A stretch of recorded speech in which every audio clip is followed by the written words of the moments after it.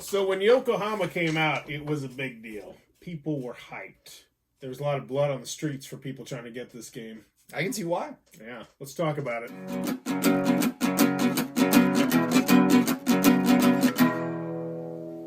What does that even mean, Bauer's Game Corner?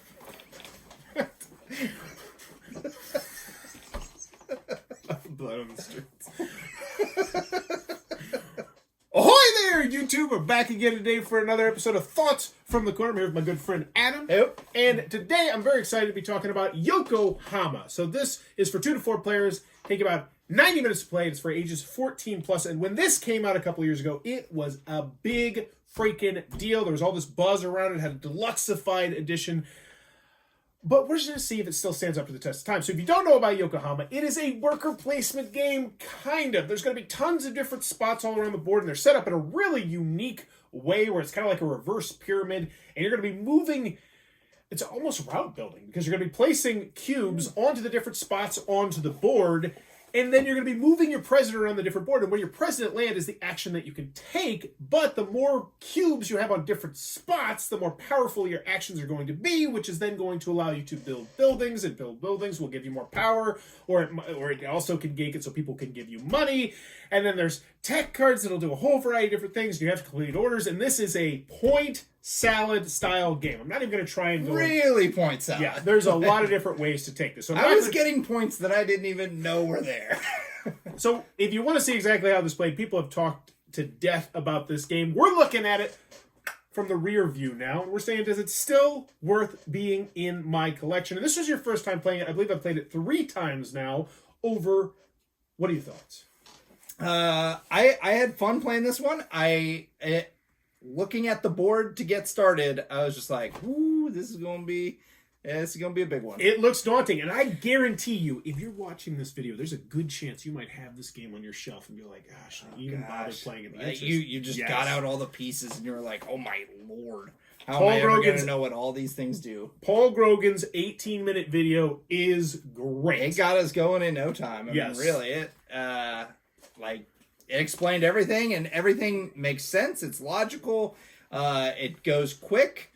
Turns are quick. The ending snuck up on us. Yeah, it really did. And now we had like 3 different end conditions that were like right there. Mhm. It really made sense. And it's a fantastic game. Like, I had so much fun playing this. I want to play it again. I enjoyed, all the different ways that we could score points. I never felt like I was stuck into one thing. Mhm. I always felt like there was extra, stuff I could do, paths that I could take, and I wasn't cut off at any point, and I don't think I could have been, There's always something to do, it feels like. There's like, hey, if you ever get completely screwed over. But if you ever get completely screwed over, it's like, well, you'd be like, I probably shouldn't have done this a turn ago. Yeah. I agree. I think this is a fantastic game. I because honestly, we got it out and I was like, am I going to keep this on my shelf? Because I remember having very fond memories of it. But I was like, why haven't I played this in like a year? And there's no good reason why. It is. No, really. It is great. And I actually want to play it on my next game night tomorrow night. That's how excited I am to play this one.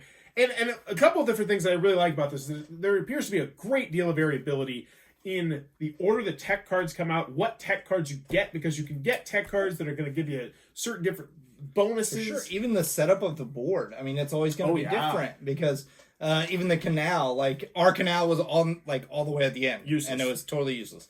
But if it were in the middle, like that would have been a big I'm going to swing through here and get to that, and nobody can stop anybody because it's right in the middle.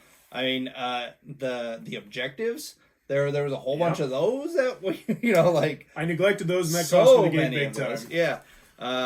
I mean, these little things here, like, you got different tracks that you can score points on. Mhm. Like, and if 5 of these get filled up, or 6, like, end game, that's the end of the game. Like, yeah, lots of stuff going on, but not in a daunting way. It reminds me of Orleans, where it just there's so much crap here, but it all kind of works together, and it seems simple. It seems familiar. Like, oh yeah, of course my worker can't go there because I don't have the connection. I have to put a cube there to get there. Like, everything feels. Yeah, it's like every turn is bite size. Yes. Yeah.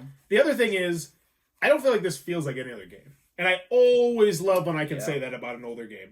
Like, this is worker placement, but is it? It doesn't feel worker placement. No, it doesn't. I mean, it's route building because you got to build a route to get from point A to point B every single turn, but it doesn't really feel like route building that much. You're not. It's easy to build those routes. It is. It's like, but strengthening them, getting 3, 4, 5 units there, so you can. Oh, this is yeah. So Yokohama, in the end, should you go back and revisit it? For sure. Is it Definitely. shirt ripping good? 100%. It is shirt ripping good. Yeah, baby. Yokohama, pull the trigger on this one. Get it out of your shelf. Go watch Paul Grogan's 18-minute video and thank me in the comment. Thank us in the comments down below. That is Yokohama from Tasty Mental Games. If it looks like it might be your cup of tea, go back and revisit this one. Dang it, it's still such a good game. Yeah. I'm going to be thinking about it for weeks. If you enjoy what we're doing, please be sure to click on that subscribe button down below. Also, in the comments below, let me know what's the game on your shelf that you would really love to get out and get played as long as you didn't have to learn the rules.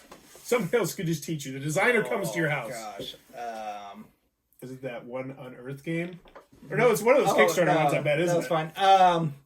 There's one that, it's something about castles.